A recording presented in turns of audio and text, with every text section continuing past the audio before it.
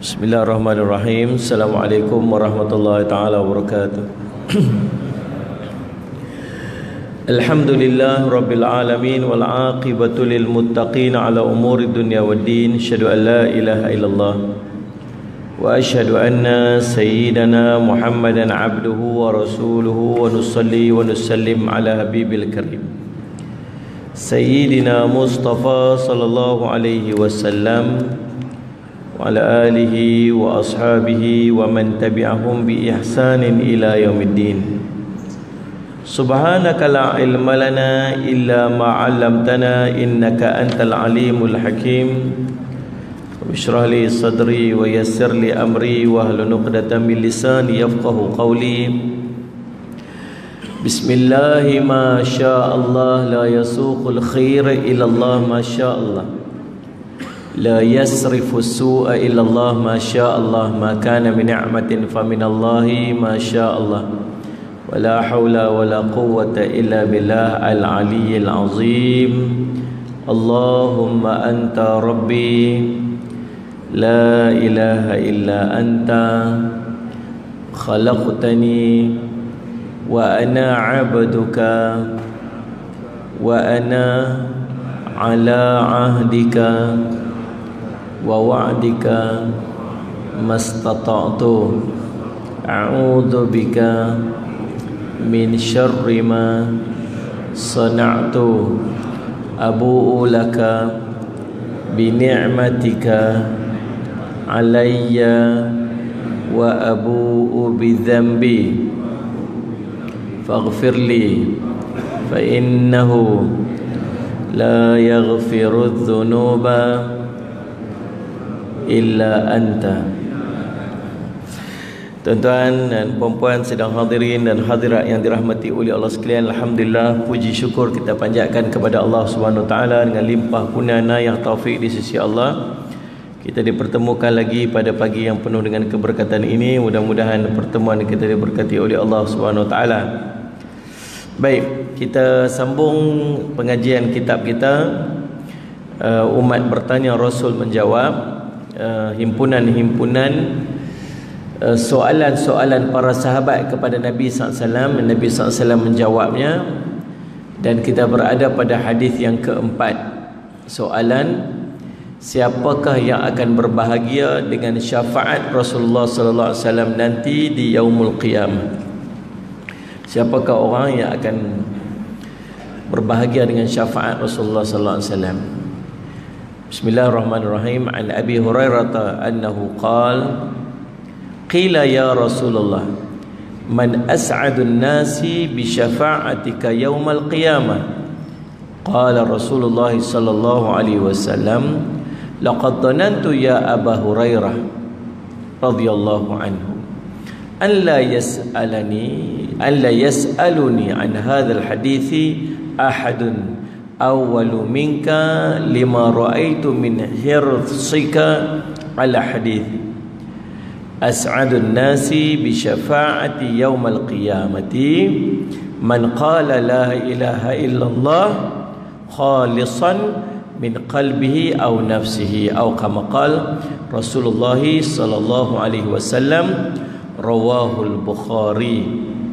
Bab ilmu dengan tajuk kesungguhan untuk mencari ilmu hadis. Daripada Abi Hurairah radhiyallahu anhu bahawa dia berkata, ditanyakan kepada Rasulullah sallallahu alaihi wasallam, wahai Rasulullah, siapakah orang yang paling berbahagia dengan syafaatmu pada hari kiamat? Rasulullah sallallahu alaihi wasallam menjawab, aku telah menduga wahai Abu Hurairah bahawa tidak ada orang yang akan mendahuluimu dalam menanyakan masalah ini, kerana aku lihat betapa perhatian dirimu terhadap hadis. Orang yang paling berbahagia dengan syafaatku pada hari kiamat adalah orang yang mengucapkan la ilaha illallah dengan ikhlas dari hatinya atau jiwanya. Hadis riwayat Imam Bukhari. Tuan-tuan yang dirahmati oleh Allah sekalian, ada 3 perbincangan mengenai hadis ini. Yang pertama tentang syafaat Rasulullah sallallahu alaihi wasallam. Syafaat adalah pertolongan. Syafaat adalah pertolongan. Dan syafaat yang dimaksudkanlah hadis ini ialah syafaat di akhirat. Syafaat nanti di yaumul qiyamah. Yang kita sangat-sangat mengharapkan syafaat. Kita ni tuan-tuan, kita tahu dalam keadaan hidup kita ni macam mana. Kita ni bukan ada jaminan pun kita boleh masuk syurga. Kita ni tuan-tuan, sallallahu alaihi Muhammad, kita tahu dosa kita sangat banyak. Dan kita tak tahu sama ada dosa kita diampunkan ataupun tidak. Apa tanda dosa terampun?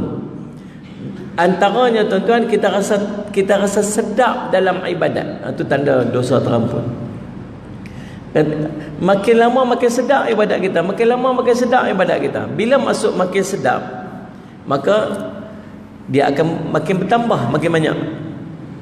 Benda sedap dia makin sedap, makin banyak lah. Tapi duk tengok-tengok macam tak bertambah pun, macam tu je. Faham ni tuan? Yang kedua, kita hilang keinginan untuk melakukan maksiat yang pernah kita buat tu. Duk rasa macam duk makin sedap aja. Tak? Duk saja-saja teringat benda kita buat dulu tu. Ni maksudnya kita takut-takut. Tanda-tanda pengampunan tu tak ada kat kita. Masuk Ramadan Nabi kata man adraka Ramadan falam yughfir lahu. Celakalah orang yang masuk Ramadan tapi tak dapat pengampunan. Sepatutnya dengan dapat pengampunan dalam Ramadan tu keluar rajin ibadat makin banyak, makin bertambah. Tapi duk rasa macam tak bertambah pun, rasa macam malas. Mana lah? Takut tak dapat pengampunan. Tapi kalau Allah tak ampun dosa kita, takut mati bawa dosa. Bila mati bawa dosa, takut tuan-tuan sekalian diazab dalam neraka. Itu takut. Maka di akhirat sana, dengan kesusahan akhirat, dengan kedahsyatan yaumul mahsyar, ada satu benda yang sangat penting di akhirat yang kita kena cari, iaitu syafaat Rasulullah SAW. Ada banyak syafaat di yaumul qiyamah ni, ada banyak syafaat. Yang pertama, syafaat anak-anak yang saleh, anak-anak baik. Cerita dalam riwayat bagaimana anak-anak baik ini dia pergi cari mak ayah dia. Hari itu, yauma yafirrul mar'u min akhihi wa ummihi wa abihi wa sahibatihi wa binihi. Allah cerita dalam Quran. Pada hari seorang akan lari daripada saudara-saudara dia. Bukan sekat kawan-kawan lari ni, bukan sekat abang adik lari daripada adik-beradik dia. Wa ummihi wa abih, mak dengan ayah pun lari. Nampak anak dia lari sebab takut anak dia tuntut kat dia. Ayah dulu di dunia lalu pasal apa tak ajak saya agama, pasal apa dulu biar saya duk maksiat, pasal apa tak tegur saya, pasal apa tak ajak saya semayang, pasal apa duk biar saya duk buat benda-benda yang tak baik, pasal apa, takut lari. Mak pun lari. Wa sahibatihi wa bani, sahabat-sahabat, wa bani, anak-anak pinak semua lari. Anak kita sallallahu alaihi wasallam, kita cari anak kita tu. Abalong lari. Nampak kita lari sebab takut kita tuntut kat dia. Masing-masing pekat menuntut hari itu. Tuan-tuan, tapi di sana ada anak-anak yang pergi cari mak ayah dia. Dalam riwayat cerita, pegang baju, pegang mak ayah dia. Mak, ayah pegang baju saya. Kita belajar di padang mahsyar orang akan bangkit dalam keadaan bertelanjang. Tapi dalam riwayat tu cerita, anak tu suruh ayah dia pegang baju dia. Dengan maksud anak ni Allah kurniakan kepadanya pakaian di akhirat. Sebab ada orang akan dapat pakaian. Dalam riwayat sebut, kalau tuan-tuan nak pakaian di akhirat, tuan-tuan bagi pakaian dekat orang susah waktu hidup di dunia. Allah akan bagi pakaian ke akhirat.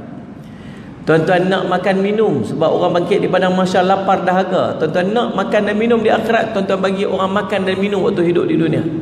Tolong orang, Allah akan tolong tuan-tuan di akhirat. Nak menunjukkan budak ni, anak dia ni, anak yang baik.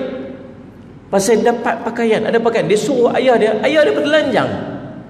Suruh pegang bajuku ayah, pegang baju aku ya. Dia bawa ayah dia masuk, nak pergi masuk syurga sebab dia layak masuk syurga.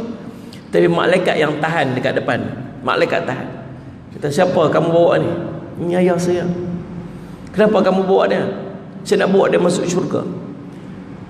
malaikat tu kata apa? Dah ayah kamu belum selesai lagi perhitungan dia waktu dekat dunia. Belum selesai lagi perhitungan dia. Dia kata tak, dia bertegah juga nak bawa anak masuk syurga. Tuan-tuan, nak cerita ada anak-anak yang bersungguh macam tu nanti di yaumul qiyamah. Kita kena jadikan anak kita macam tu lah tuan-tuan. Dan nak tengok anak kita boleh tolong kita di syurga, di padang mahsyar ataupun tidak. Tengok dia boleh tolong kita kat dunia lah ni ataupun tidak. Kalau lah ni nak doa kat kita pun tak reti, macam tolong kita kat akhirat. Suruh dia jadi imam kita sembahyang. Abang pergi jadi imam Zat. Abang tak pandai. Sedih tuan-tuan. Dia nak sembahyang, nak jadi imam, kita nak ikut belakang dia pun tak boleh ni, tak pandai ni. Macam mana nak pegang tangan kita masuk ke syurga nanti ke akhirat? Tuan-tuan, Ustaz Syahman. Pertama, kemudian yang pertama syafaat anak soleh. Yang kedua tuan-tuan, syafaat amalan. Syafaat amalan-amalan kita. Antaranya tuan-tuan puasa. Antaranya puasa. Dalam riwayat sebut sallallahu alaihi wasallam Muhammad, bagaimana puasa mai nanti di yaumul qiyamah, dia cakap dengan Allah. Dia kata, ya Allah, lelaki ni dia menahan perutnya daripada makan dan minum kerana aku, ya Allah. Izinkan aku untuk syafaat. Syafaatilah dia, ya Allah. Demikian juga Al-Quran. Al-Quran akan datang di yaumul qiyamah, dia kata. Nabi sebut, Iqra'ul Quran fa innahu ya'ti yaumul qiyamah syafi'an li ashabi. Baca Quran. Nanti Al-Quran akan datang di yaumul qiyamah, syafaat kepada ashabi, sahabat-sahabat dia. Sahabat ni bukan sekat kawan. Sahabat ni orang yang baik. Ya. Kalau kita kata apa, ni kawan saya, biasa. Ini sahabat saya ni, so rapat sikit lah. Ni sahabat lama ni, tu lagi rapat tu. Orang yang bersahabat dengan Quran nanti di yaumul qiyamah dia akan dapat syafaat. Syafaat apa? Quran. Quran akan main pergi depan Allah. Ya Allah, orang ni dia menahan matanya daripada tidur, ya Allah, untuk membaca aku, ya Allah, syafaat kat dia. Syafaat Quran. Syafaat Al-Quran ni bukan setakat di padang mahsyar, dalam kubur lagi dia syafaat dah. Tuan-tuan, waktu kita duduk nak kena azab dalam kubur, nak kena soal dalam kubur, antara yang akan duduk pertahan kita Quran. Sebab tu jangan tinggal Quran tuan. Jangan tinggal Quran. Kita ni yang K-pop ni, tahu K-pop? K-pop, kuliah pengajian orang pencen. Ni kalau tak pencen tak tunggulah ni, lebih kejar lah. Kita yang pencen ni sepatutnya sehari khatam sekali Quran. Bukan, sehari satu juzuk Quran. Sehari. Buat tuan, cari jalan. Boleh insya-Allah. Dan baru ada yang baru duk belajar merangkak baca Quran. Ni saya nak pesan tuan-tuan. Tahu pasal apa kita merangkak baca Quran? Sebab kita tak lancang. Pasal apa tak lancang? Sebab kita tak rajin baca.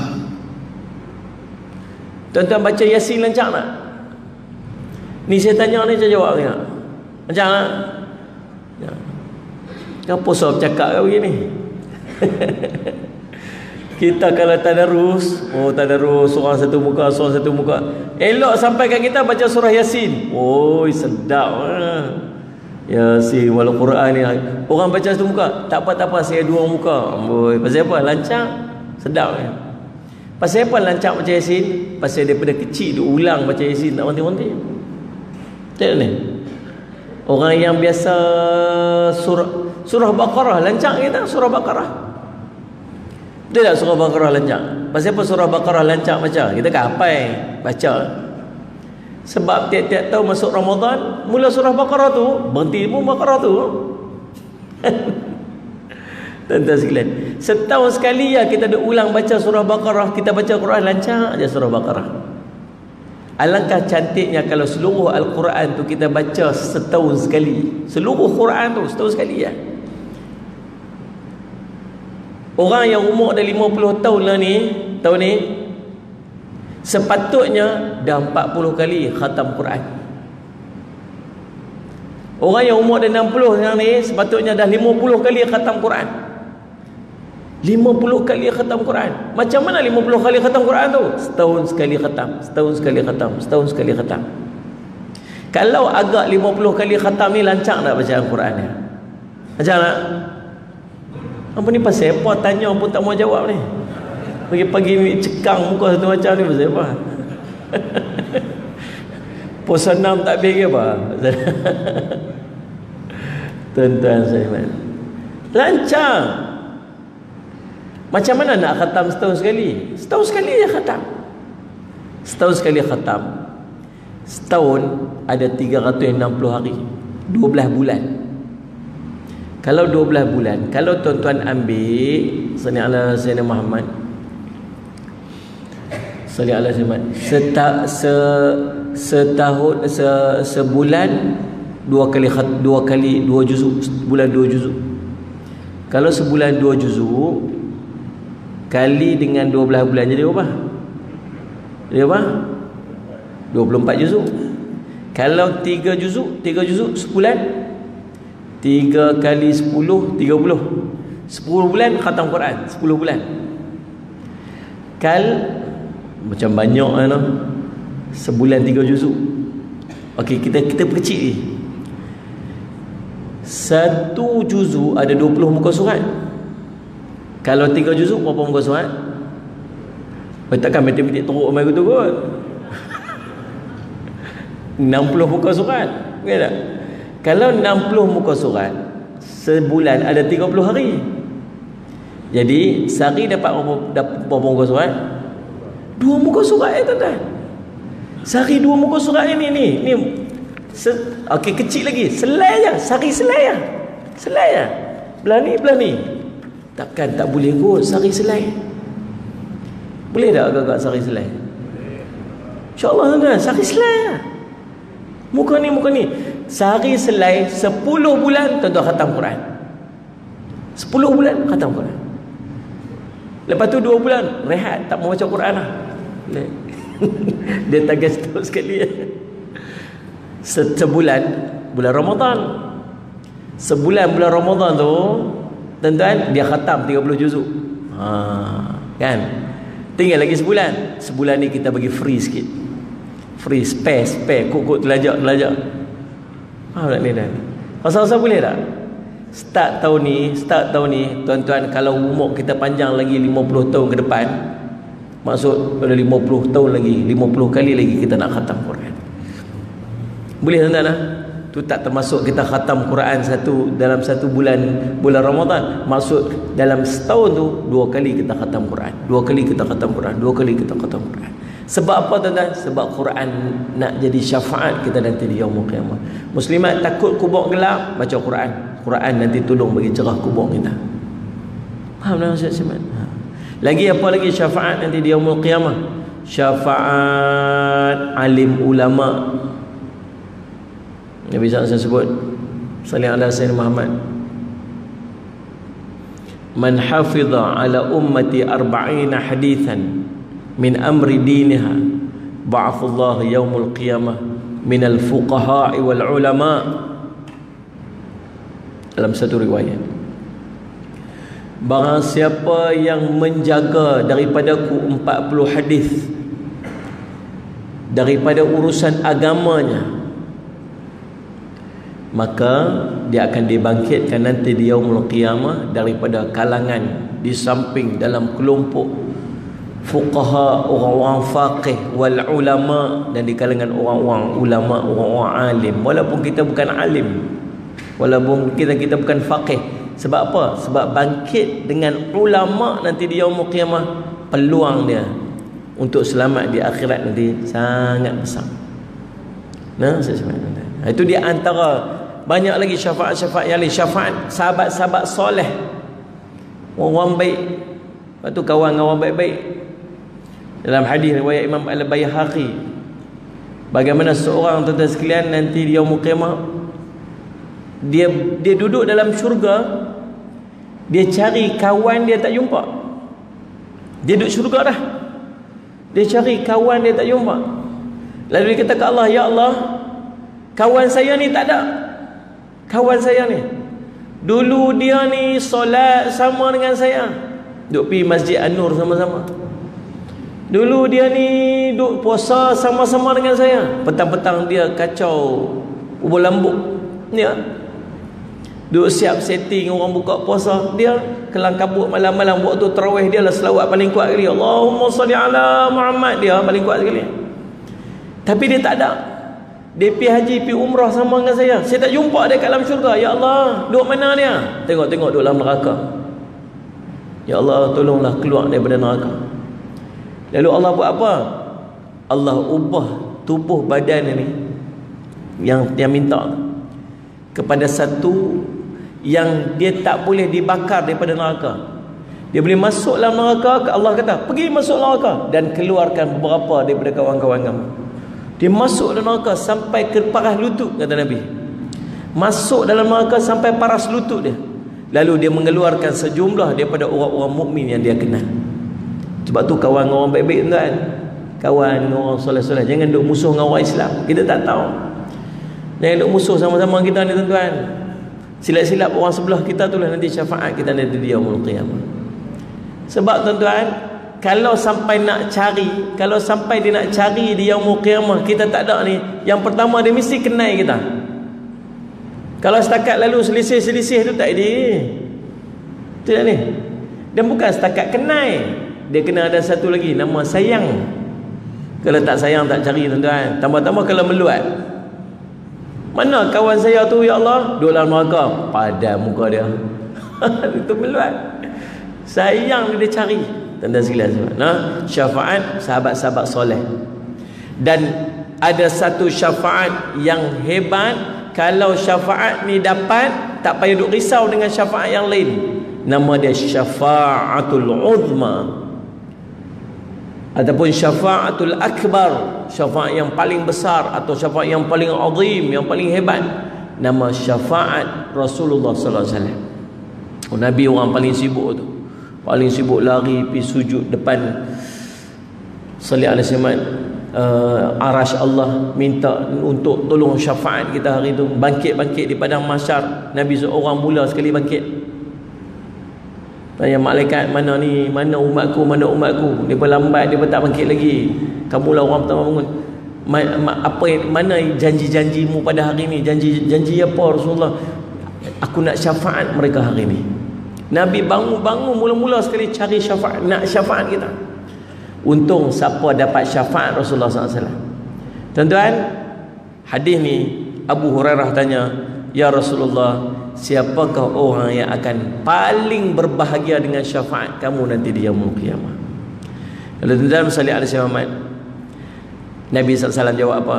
Nabi kata, wahai Abu Hurairah, aku dah menduga dah, kamulah orang pertama sekali yang akan tanya soalan ni. Pasal aku tengok kesungguhan kamu nak menuntut ilmu hadis. Nampak kesungguhan. Tuan-tuan, di sini menjadi dalil bahawa Nabi SAW sebenarnya duk perhati siapa yang duk mengaji dengan dia. Duk perhati.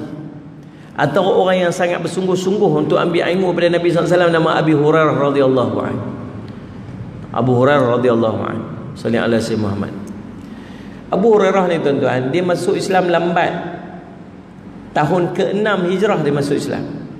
Lebih kurang. Nah, sallallahu alaihi Muhammad. Abdurrahman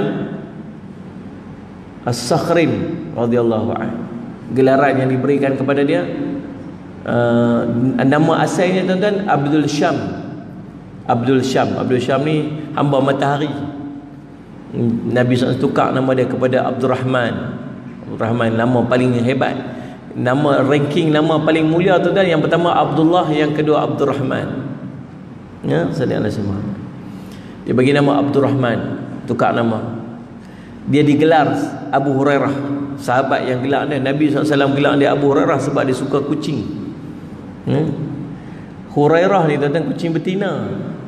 Kita kalau boleh tu aku nak Abu Hir, kucing jantan lebih sedap lagi, sesuai dengan dia lelaki-lelaki kan. Tapi dah Nabi panggil Abu Hurairah, tak apalah Abu Hurairah sebab Nabi panggil. Nabi beri gelaran ni mulia lah tuan-tuan. Mulia lah. Nabi sallallahu alaihi Muhammad. Kemudian tuan-tuan, dia masuk Islam tahun ke-6 hijrah. Nabi SAW wafat tahun apa? Apa hijrah? Astaghfirullahalazim. Tahun ke-10 Hijrah Nabi wafat. So maksud Abu Hurairah duduk dengan Nabi SAW sempat lebih kurang 3-4 tahun dia. Itu pun dia jadi orang yang paling banyak meriwayatkan hadis Nabi SAW dalam ranking para sahabat yang merawikan hadis, yang menyampaikan hadis. Abu Hurairah yang paling banyak. Walhal dia sempat berapa lama duduk dengan Nabi SAW. Pasal apa? Kesungguhannya. Tinggal semua, tak mau dunia, tak mau rumah, tak mau apa, pergi duduk di beranda masjid Nabi SAW.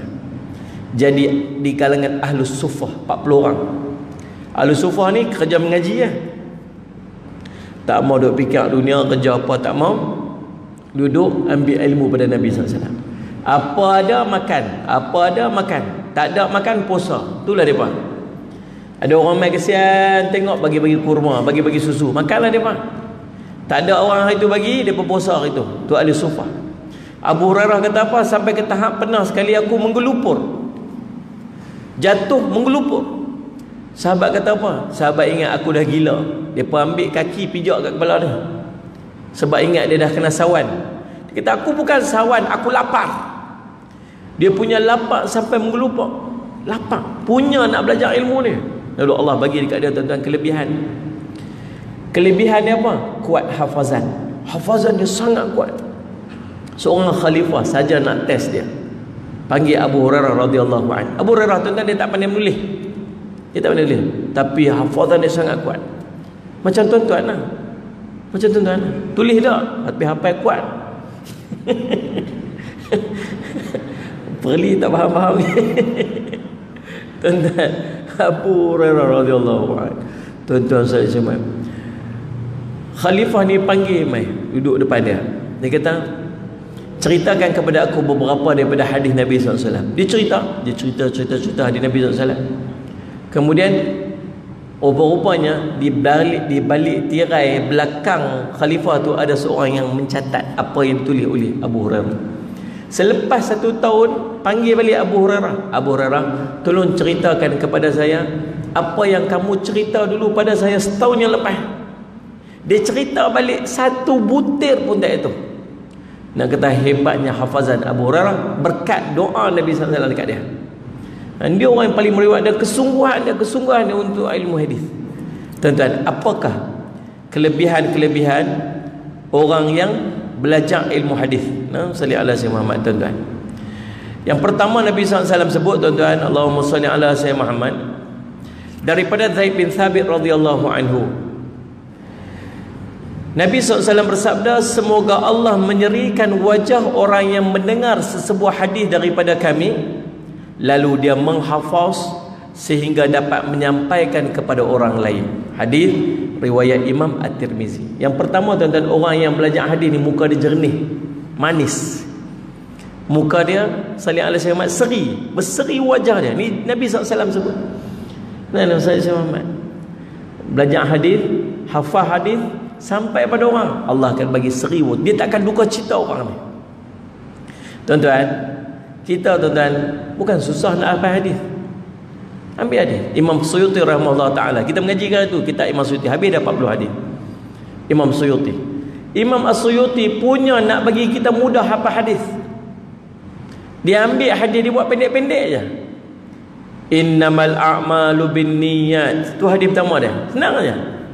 Innamal a'malu bin niat. Dapat dah 1 hadis tu. Tu 1 hadis tu. Hafal elok-elok.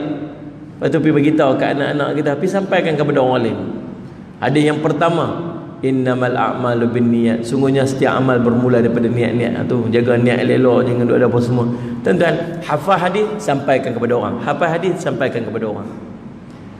Tuan-tuan sekalian sebab yang pertama, Allah akan menyerikan wajah orang yang dengar satu hadis kemudian menyampaikan kepada orang, menghafaz hadis tersebut lalu menyampaikan kepada orang lain. Ulama-ulama hadis tuan-tuan buat pemudah bagi kat kita dah. Dulu-dulu ulama-ulama dulu nak dapat satu-satu hadis berjalan beribu-ribu batu berjalan, kan naik kereta, bukan naik kenderaan, berjalan kaki. Nak pergi cari seorang-seorang yang ada menghafaz dan menyimpan hadis daripada Nabi SAW. Pipi pula tuan-tuan, tengok-tengok orang yang menyampai tu pula macam tak apa nak boleh percaya, patah balik. Ada satu kes tuan-tuan, dia tengok dia tu tipu ayam, dia tu hafal hadis. Kemudian dia tengok sampai kat depan rumah tu, tengok dia tengah duk tabuk makanan atas, duk tabuk makanan. Tabuk makanan tu bukan sebab nak bagi ayam tu makan, tapi nak tangkap ayam tu. Dia tipu ayam tu. Maka patah balik kawan tu, tak jadi. Pasal apa? Pasal tak boleh percaya, ayam pun dia tipu. Kita kata astagfirullahaladzim. Ada seorang tu, dia nak ambil satu ilmu daripada seorang ulama. Dia sampai-sampai kat tepi masjid, dia kata di situ di masjid itulah ulama tu mengajar, dan dia punya excited nak pergi jumpa, berjalan punya jauh daripada rumah dia sekadar nak ambil ilmu daripada ulama tersebut. Lalu dia sampai-sampai kat tepi masjid, tak sempat masuk masjid, dia tengok ulama tu dah keluar pada masjid. Waktu keluar pada masjid, dia ludah kena dinding masjid, patah balik, tak jadi. Pasal dia ni tak ada adab dengan rumah Allah. Sampai macam tu tuan-tuan. Dan akhirnya mereka menghimpunkan ratusan ribu hadis untuk kita, tolong kita. Tak payah pun tuan-tuan kita duk pikalut nak baca hadis tu. Mudah tuan-tuan silam, sahabat-sahabat. Tapi dalam keadaan mudah, sepatutnya kita punya banyak ilmu, tapi makin mudah makin kurang ilmu kita. Pelik kan? Pelik kan? Tuan-tuan, saya tengok macam mana orang dulu-dulu menyalin kitab. Saya suka tengok National Geographic kan. Dia bertunjuk dulu-dulu, zaman dulu-dulu macam mana depa kitab, depa bukan kita lah ni, kita print-print ni photostat. Sementara nak main pun boleh sempat photostat ni. Senang itu nak buat satu buku senang. Dulu satu kitab tulis tangan. Tulis. Tuan-tuan boleh bayang tak kitab Imam Al-Bukhari, hadis dia sallallahu alaihi Muhammad. Kitab Sahih Bukhari, berapa ribu hadis tu ada. Kemudian tuan-tuan Muslimat, orang yang kedua yang nak rujuk kitab yang sama, salin ni, tulis satu balik. Orang yang ketiga salin tutup balik. Tuan-tuan nak dapat satu-satu kitab tu, ya Allah, punya mahal kos dia. Tapi mereka sangat alim. Kita lah ni tak payah ada kitab, dengan Google aja. Syekh Google rujuk. Al-Googly. Faham tak? Sepatutnya kalau dari segi sumber ilmu kita lebih alim lagi daripada tu. Sebab sumber ilmu kita sangat banyak. Tapi tuan-tuan, ilmu bukan duduk atas tu. Jadi semua tuan-tuan sallallahu alaihi wasallam, Nabi ajak kat kita. Dapat satu ilmu, ambil hadis, hafaz elok-elok, kemudian sampaikan. Jangan bagi ilmu tu berhenti kat kita. Baik, sallallahu alaihi Muhammad.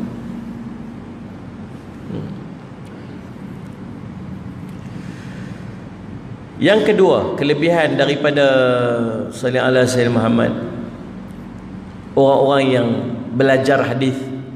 Sabda Nabi SAW daripada Usamah bin Zaid radhiyallahu anhu, katanya ilmu ini akan dibawa oleh golongan yang udul, yakni dipercayai sepanjang zaman.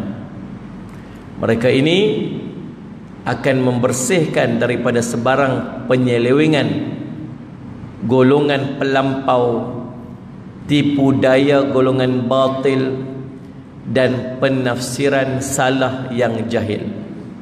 Habis sebut ilmu ni, yakni ilmu hadis ni, akan dibawa oleh golongan-golongan yang dipercaya. Mereka ni lah yang kerja mereka bersihkan daripada golongan orang yang melampau, orang yang suka menipu, dan orang-orang yang mentafsir cara salah. Hadis ni jelas telah mengkhususkan kelebihan yang tinggi kepada pendukung-pendukung ilmu hadis, dan dia merupakan kemuliaan yang besar bagi umat Nabi Muhammad sallallahu alaihi wasallam. Hadis yang ketiga, kelebihan daripada orang yang belajar ilmu hadis, Nabi SAW menyebutkan daripada Thauban radhiyallahu anhu, Rasulullah SAW bersabda, akan sentiasa ada golongan akan sentiasa ada sekumpulan daripada umatku, golongan yang berada di atas jalan kebenaran. Tidak akan memudaratkan mereka setiap yang menjauhkan diri daripada mereka, sehinggalah berlakunya kiamat. Kata ada satu kelompok yang mereka ni sentiasa duduk jalan benar, siapa pun tak boleh memudaratkan mereka. Salih ala Syekh Muhammad. Sampai bila ni? Sampai kiamat. Ulama menyebutkan yang dimaksudkan dengan sekumpulan itu ialah ahli-ahli hadis. Saya sebut lagi kelebihannya daripada Abdullah Mas'ud radhiyallahu anhu bahawa Nabi SAW pernah bersabda, sesungguhnya manusia yang paling layak pada hari kiamat kelak, salih ala Syekh Muhammad, terhadap aku adalah orang yang paling banyak berselawat kepadaku. Naam salih Syekh Muhammad. Salam. Man aktara alayya salatan aqraba minni manzilatan. Atau kama qala Rasulullah. Siapa yang banyak berselawat kepadaku, maka akan dekat kedudukannya kepadaku nanti di yaumul qiyamah. Orang yang paling berhak terhadap Nabi SAW nanti di yaumul qiyamah ialah orang yang paling banyak selawat. Lepas tu rajin-rajin selawat kan, rajin selawat. Nak bangkitkan dengan Nabi, rajin selawat. Ni tanda cinta. Orang yang cinta kat seorang, tuan-tuan, dia suka sebut nama orang tu. Betul kan? Dan tengok orang baru nikah, orang baru kahwin, waktu yang paling kemuncak cinta ni lepas kahwin lah. Baru kahwin, Allah, kita tengok Facebook dia termuntah kita, tuan. Dia cerita, I love you Ustaz, I miss you Ustaz, sayang nak balik ni, apakah beza kamu dengan durian? Tak ada kerja tu, melugai kita tengok. Tuan-tuan, orang bercinta macam tu. Dan tak ada cinta yang paling hebat melainkan cinta dengan Nabi SAW. Nabi SAW sebut, sallallahu alaihi Muhammad, thalathun man kunna fi wajada halawatul iman. 3 perkara yang sallallahu alaihi Muhammad, yang 3 perkara ni akan bagi dekat kita kemanisan iman. Yang pertama sekali, ayakunallaha wa rasuluhu ahabba ilaihi min siwah. Yang mencintai Allah dan Rasul itu melebihi daripada selain daripada keduanya. Cinta. Tanda cinta apa ni? Rajin sebut nama, rajin sebut nama. Dan untuk Nabi SAW, berselawat kepada Nabi SAW. Biar ulama sebut, salih ala Syekh Muhammad, salih ala Syekh Muhammad. Ulama menyebutkan bahawa orang yang paling bahagia bila mendengar hadis ini ialah ahli-ahli hadis. Pasal apa, tuan-tuan? Pasal bila setiap kali dia baca hadis Nabi, dia akan selawat kat Nabi sallallahu alaihi wasallam. Kita ni sepanjang kuliah ni berapa kali dah selawat kat Nabi sallallahu alaihi wasallam ni? Betul tak ni? Sepatutnya bila saya selawat, tuan-tuan selawat tak? Selawatlah. Nabi sallallahu alaihi wasallam sebut, celakalah orang yang bila disebutkan nama aku lalu tak berselawat dekat aku. Orang yang kedekut, kata Nabi sallallahu alaihi wasallam, ialah orang yang bila sebut nama Nabi dia tak selawat kat Nabi sallallahu alaihi wasallam. Berapa kali dah sepanjang daripada kuliah ni? Pasal apa? Pasal kita baca hadis. Lagi mengaji hadis, lagi banyak selawat Nabi. Lagi mengaji hadis, lagi banyak selawat Nabi sallallahu alaihi wasallam. Salli ala Syekh Muhammad. Dalam hadis ini terdapat dalil yang menunjukkan bahawa manusia yang paling utama mendapat layanan daripada Rasulullah SAW nanti di hari kiamat kelak ialah orang yang paling banyak berselawat. Dan di antara orang yang paling banyak berselawat ialah ahli hadis, kerana tidak ada dalam kalangan umat ini golongan yang lebih banyak berselawat kepada Nabi SAW lebih daripada mereka. Demikian disebutkan oleh Ibnu Balban. Sallallahu alaihi Muhammad. Menurut Abu Nuaim Al-Asbahani, ini adalah kurniaan yang sangat mulia yang dikhususkan kepada perawi-perawi hadis. Tidak diketahui dalam kalangan ulama golongan mana yang lebih banyak berselawat daripada mereka, sama ada dalam bentuk penulisan ataupun sebutan. Allahumma salli ala sayyidina Muhammad. Tuan-tuan, baiklah. Tuan-tuan, itu adalah beberapa kelebihan-kelebihan salli ala sayyidina Muhammad mengenai orang-orang yang belajar ilmu hadis. Ulama cerita kegigihan para salafus soleh mencari ilmu hadis telah menjadi buah mulut yang menimbulkan kagum manusia atas usaha mereka. Mereka membelanjakan segala yang mereka miliki, bersengkam mata berjaga siang dan malam untuk menjadikan usaha mencari ilmu hadis ni sehingga menjadi darah daging mereka sampai ke liang lahat. Ada beberapa perkataan yang direkodkan, antaranya Ibnu Mubarak pernah ditanya, bilakah beliau akan berhenti daripada menulis hadis? Dia menjawab, sehingga satu perkataan yang saya perolehi manfaat daripadanya, saya tidak dapat mendengarnya lagi. Dengan maksud meninggal dunia. Tak boleh dengar apa dah. Waktu tu saya berhenti. Bila tak boleh dengar tu? Mati. Cerita punya nak cari ilmu hadis ni sampai mana mati. Apabila ditanya kepadanya bilakah dia akan berhenti mencari ilmu hadis, jawab beliau, saya tidak akan meninggalkannya sehinggalah saya mati. Demikian juga Imam Ahmad rahimahullahu taala, bila ditanya sampai bilakah seorang itu akan menulis hadis, beliau menjawab sampai mati. Demikian tuan-tuan, bersungguh-sungguhnya orang untuk mencari ilmu hadis sebab kelebihan-kelebihan dimiliki oleh orang-orang yang disebut sebagai ahlul hadis. Baik tuan-tuan. Kemudian Nabi SAW sebut, siapa yang layak dapat syafaat aku nanti di yaumul qiyamah? Orang yang mengucapkan kalimah la ilaha illallah, ikhlas dengan jiwa dan dirinya. Tuan-tuan, ikhlas ni, jiwa diri ni macam mana? Yang pertama, pada zaman Rasulullah SAW ada orang yang berlakon-lakon, dia panggil orang munafik. Nah, waktu berlaku Fathul Mekah, pembukaan kota Mekah, ada orang yang tunjuk aja kata dia Islam sebab dia nak selamat daripada Nabi SAW. Nah, sebab tu ada satu hadis Nabi SAW, Nabi kata apa?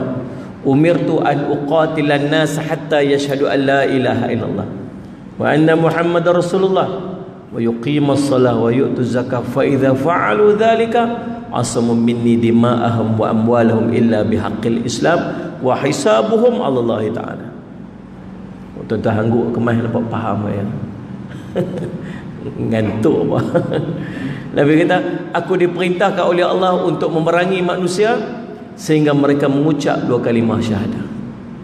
Mengucap tidak ada Tuhan semua melainkan Allah dan aku Muhammad Rasulullah.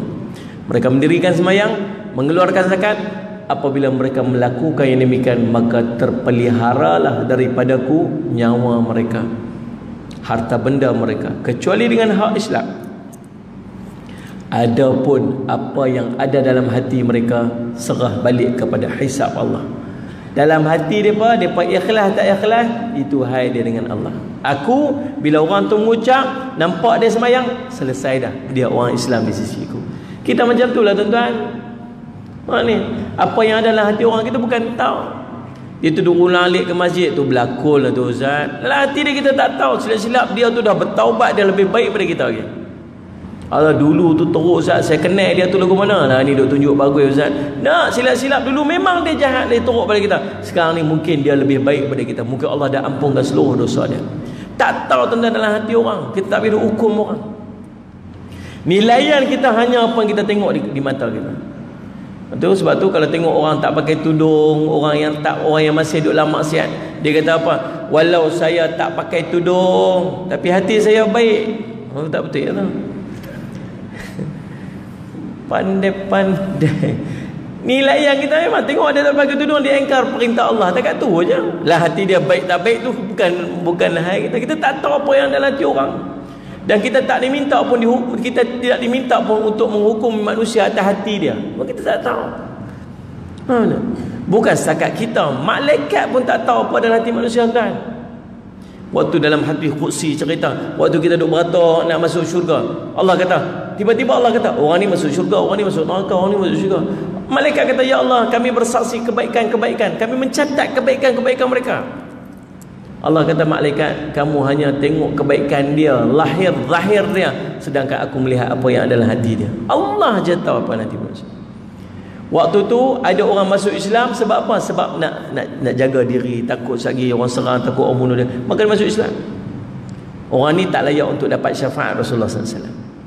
Kelompok yang kedua tuan-tuan sekalian, yang sebut sebagai la ilaha illallah daripada hati ni, memang sungguh dia ikhlas Allah dalam hati ni. Sallallahu alaihi Muhammad tuan.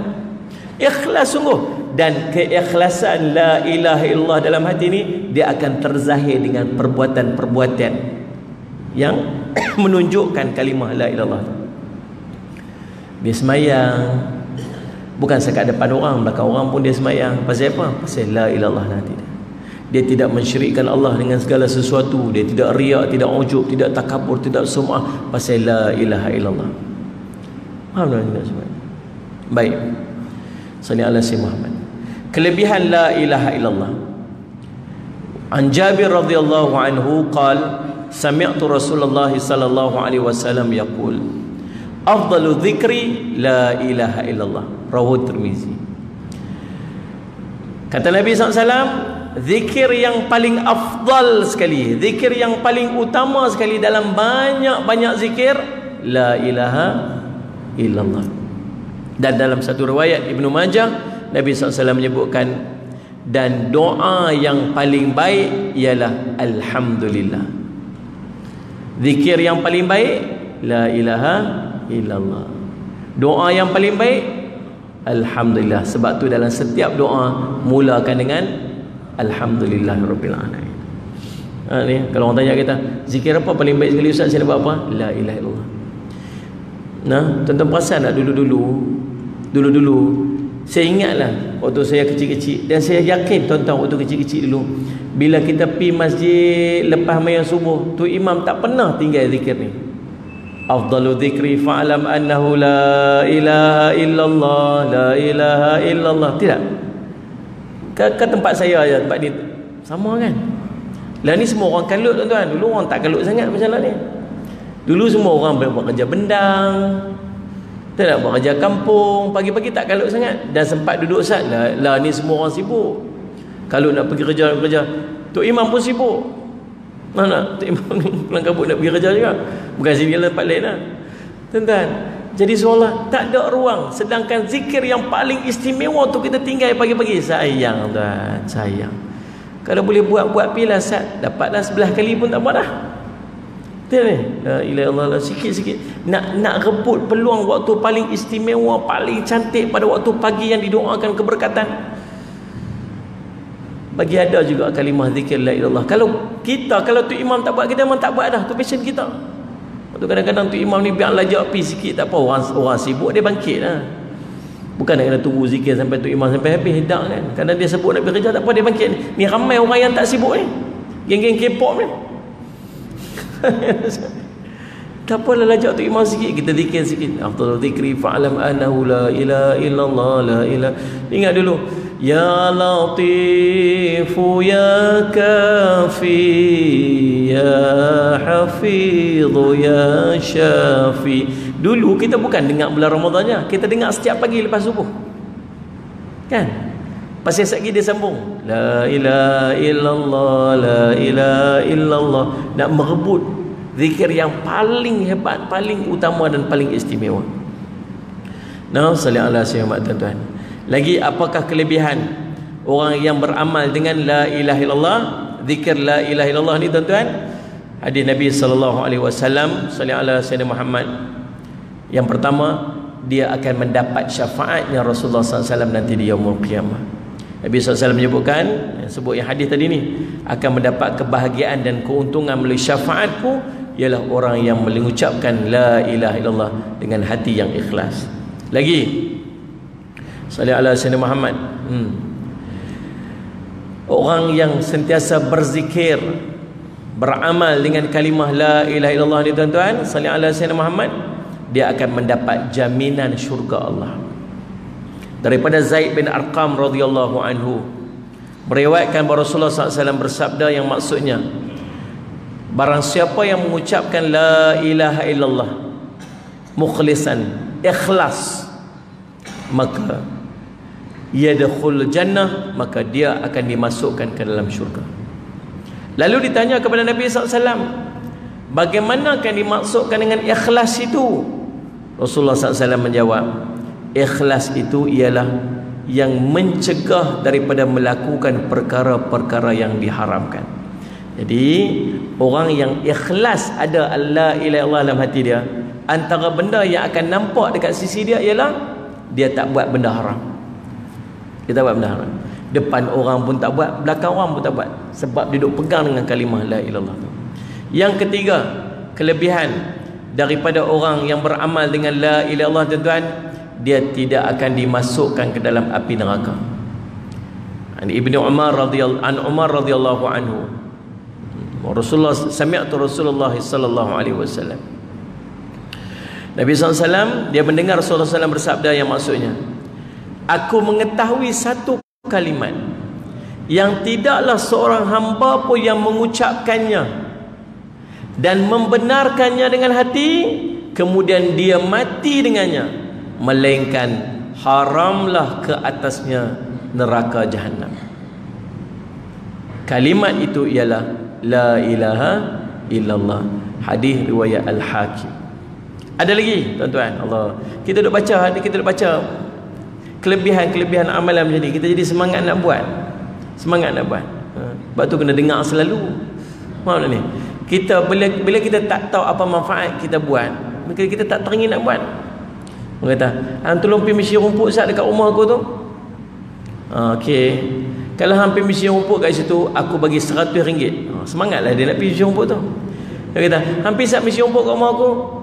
Okey. Nak bagi berapa? Tengok-tengoklah sekali bagi berapa. Rasa-rasa nak pergi. Lagi pergi dapat RM10. Berpenat je tu. Dapat. Dia tak ada motivasi. Ini dengar-dengar ni semua motivasi ni Allah SWT. Kamu buat ni dapat ni, kamu buat dapat ni, kamu dapat. Semangat kita nak buat. Tuan-tuan, ibadat ni dia ada dua peringkat. Yang pertama dia panggil peringkat sallallahu alaihi Muhammad saudagar. Ibadatnya seorang saudagar. Yang kedua ibadatnya seorang hamba. Ibadat saudagar ni lagu mana, tuan-tuan? Ibadat saudagar ni dia buat ibadat untuk dia dapat hasil, dia dapat benefit. Pasal apa semayang tu? Ni Allah kata tak semayang lagi masuk neraka tu yang semayang tu. Ni pasal apa buat ni? Oh sebab ni nak masuk syurga. Pasal apa buat ni? Sebab nak Allah nak angkat darjat. Pasal apa buat ni? Sebab nak murah rezeki. Buat tu semua pasal ada habuan dia. Boleh tak? Boleh. Syirik ke? Tak. Asalkan yang janji tu daripada Allah. Siapa janji syurga tu? Allah janji syurga. Siapa janji buat tu masuk halang pada neraka? Allah janji. Maka selagi janji tu daripada Allah, dah dia tak syirik. Indirectly dia buat tu kerana Allah. Itulah peringkat kita. Tapi jangan selama-lama duduk peringkat ni. Dia pi peringkat lagi satu. Dia buat lagi, dia buat lagi, dia buat lagi, dia buat lagi, buat lagi sampai satu hal, tuan-tuan, dia buat tu bukan pasal apa-apa dah, melainkan kerana Allah. Pasal apa duk sembahyang duha ni? Kerana Allah. Tahu tak apa kelebihan duha? Dulu tahu lah, tak tahu dah. Lah ni dah lekat dah dengan saya ni. Saya kalau tak buat saya rasa gelisah. Ni buat ni kerana Allah semata-mata. Sampai satu hal dia buat tu bukan sebab apa-apa dah. Dia buat tu semata-mata kerana Allah. Tapi dia mula dengan peringkat bawah dulu. Macam kita puasa dulu, mak kita bagi sari sekupang. Dia kira sari sekupang je mak kita bagi dulu, tuan-tuan. Sari sekupang kita kira, oh puasa 30 hari 30 kupang. RM3 tu macam besar sangat dah waktu tu. Dulu-dulu lah ni tak ada dah, tak puasa dah pasal kupang tu. Baik tuan-tuan sekalian, salli ala sayyidina Muhammad. Yang keempat kelebihan dia, amalan tersebut akan mendapat timbangan yang lebih berat daripada amalan-amalan yang lain. La ilaha illallah tu. Dari Abi Abbas radhiyallahu anhu, Rasulullah SAW bersabda yang bermaksud, demi yang diriku di tangannya, jika sekiranya segala langit dan bumi dan siapa yang ada padanya dan apa-apa yang ada di antaranya dan apa-apa yang ada di bawahnya diletakkan di sebelah dacing dan kalimah la ilaha illallah di sebelah yang lain, maka dacing kalimah la ilaha illallah itulah yang lebih berat. Hadis riwayat Imam At-Tabarani. Ambil semua dunia segala isi, atas bawah depan belakang, duduk di antara, ambil semua letak di sebelah piring sebelah kanan, sebelah satu. Ambil la ilaha illallah satu je letak di piring sebelah kiri, tuan-tuan. Yang berikutnya, yang ni akan lebih berat lagi daripada dunia dan segala isi yang ada dalamnya. Allahu Rabbi. Yang kelima, la ilaha illallah merupakan anak kunci syurga. Muaz bin Jabal radhiyallahu anhu meriwayatkan Rasulullah SAW bersabda yang maksudnya anak-anak kunci syurga ialah mengakui kalimah la ilaha illallah. Hadis riwayat Imam Ahmad. Masuk syurga kena ada kunci. Kunci dia la ilaha illallah. Lagi-lagi keutamaan la ilaha illallah, bebas daripada neraka.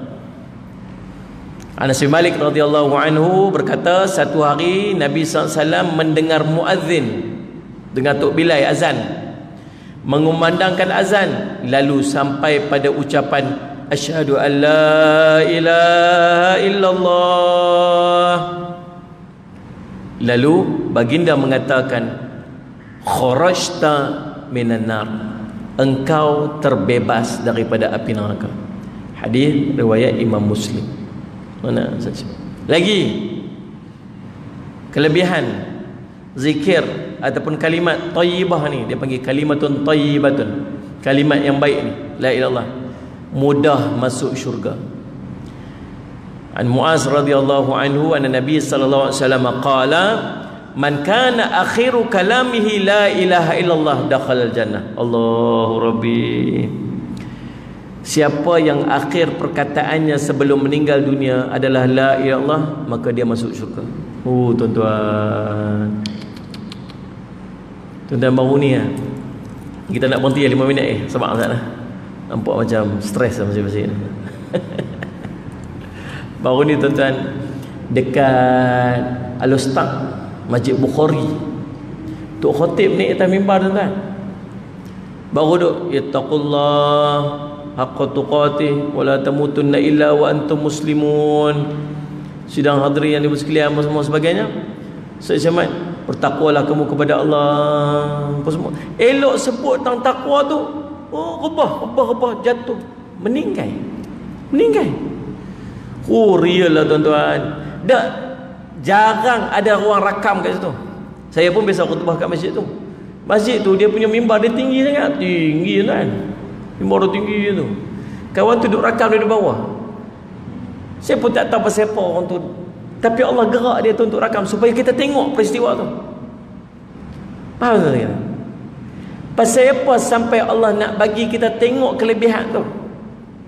Dulu zaman Rasulullah, kalau ada orang tak boleh mengucap, kecoh. Saya ingat kalau ada video waktu tu, video apa? Ni orang ni tak boleh mengucap, Tahu pasal apa kecoh orang tak boleh mengucap? Pasal ramai orang boleh mengucap. Orang boleh mengucap ni biasa dah. Tapi kalau ada orang tak boleh mengucap, kecoh. Ni orang tak boleh mengucap ni macam ni. Panggil Rasulullah mesat ni, orang ni tak boleh mengucap ni. Mulut dia keras ni, lidah dia keras. Rupanya ada masalah dengan ibu dia. Kita tengok, kita dah baca riwayat tadi. Saya lihat riwayat tu. Sallallahu alaihi wasallam Muhammad. Sekarang ni kalau ada orang mampu mengucap atau mati tengah duk buat kebaikan, kecoh. Pasal apa? Pasal ramai orang yang tak mampu mengucap. Ramai orang tak boleh sebut. Ada macam dekat mana? Dekat Terung kan, Ramadan lepas kan, kat tempat tuan-tuan kan, Terung kan jauh mana pada sini kan? Jauh kat lah. Mana? Mayang rakaat kedua, mai isyak, apa meninggal tuan. Tok siap masjid. Nah, sebab tukang masak masjid. Oh, untunglah. Ni bukan cerita berlakon-berlakon tuan-tuan. Ni cerita Allah pilih. Dah Ustaz Syed mana? Habis sebut siapa yang akhir kalam dia la ilaha illallah, masuk syurga dia. Tapi macam mana nak jaga mulut ni supaya akhir kalam la ilaha illallah? Ulama sebut dia akan cakap atas benda apa yang dia suka cakap. Apa yang akan keluar pada dia lah apa yang ada dalam hati dia. Apa yang ada dalam hati kita waktu tu? Yang ada dalam hati kita la ilaha illallah, keluar la ilaha illallah. Subhanallah tuan-tuan muslimin. Hadis ini riwayat Abu Daud, Imam Ahmad. Lagi dia boleh masuk syurga mana pintu dia suka. Orang yang ada kalimah la ilaha illallah ni.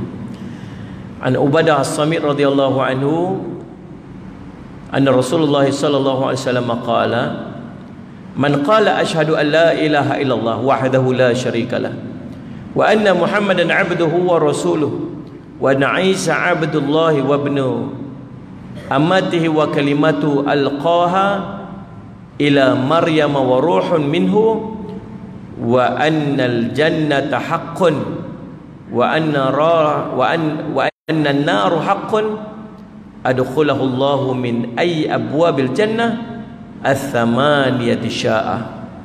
Barang siapa mengucapkan saya bersaksi bahawa tidak ada sembah melainkan Allah, tidak ada sekutu baginya, Muhammad adalah hambanya dan utusannya, dan bersaksi bahawa Isa adalah hamba Allah dan anak daripada hambanya, dan kalimat disampaikan kepada Maryam serta roh darinya, dan bersaksi pula bahawa syurga adalah benar adanya dan neraka pun benar adanya, maka Allah akan memasukkan dia daripada syurga, masukkannya ke dalam syurga daripada 8 pintu syurga yang mana saja dia kehendaki. Hadis riwayat Imam Muslim. Dan kalimah la ilaha illallah tidak hanya di lisan. Nabi SAW sebut dari Itban bin Malik bin Amr bin Ajlan al-Ansari radhiyallahu anhu, Rasulullah SAW bersabda, fa inna Allah harama 'alan nari man qala la ilaha illallah yabtaghi bidzalika wajha Allah. Sesungguhnya Allah mengharamkan bagi neraka siapa yang mengucapkan la ilaha illallah dan dengannya mengharapkan wajah Allah. Syekh Abdul Rahman bin Muhammad bin Qasim Al-Hambali rahimahullah berkata, hadis ini menunjukkan hakikat makna bahawa makna la ilaha illallah yang mengucapkan kalimat tersebut dengan mengharapkan wajah Allah, maka dia harus mengamalkan kalimat tersebut, iaitu mentauhidkan Allah, menjauhi kesyirikan. Balasannya yang diperolehi jika terpenuhi syarat dan terlepasnya halangan, dia akan dimasukkan ke dalam syurga, dijauhkan dari neraka, dan dapat melihat wajah Allah Subhanahu Wa Taala. Bukan setakat sebut, dia sebut tu dengan harap nak tengok wajah Allah. Tu hari nanti tuan-tuan sallallahu alaihi Muhammad, Allah akan haramkan kepada neraka, dan dia akan dapat satu kenikmatan yang sangat hebat dan sangat istimewa kepada ahli syurga, ialah nikmat melihat wajah Allah SWT. Wallahu a'lam tuan-tuan. Itulah kelebihan-kelebihan insya-Allah. Mudah-mudahan kita jadikan hari-hari kita tuan-tuan, setiap hari nak minta tuan-tuan tolong berzikir dengan kalimat la ilaha illallah ni 100 kali sehari paling kurang. Ambillah waktu mana-mana tuan-tuan, ambil satu waktu untuk kita zikir dengan kalimat la ilaha illallah. Dia panggil kalimatun thayyibatun insya-Allah. Mudah-mudahan apa yang kita kongsi pada hari ini jadi manfaat pada kita. Saya minta ampun, minta maaf salah dan silap. Aqulu qouli hadza wa astaghfirullah li wa lakum. Wassalamualaikum warahmatullahi taala wabarakatuh. Bismillahirrahmanirrahim. Alhamdulillahirabbil alamin. Salatu wassalamu ala rasulil amin sayyidina Muhammadin wa ala sahbihi ajma'in. Allahumma faqihna fid din wa 'allimna ta'wil wa ja'alna min ibadika salihin wa ihdinas siratal mustaqim.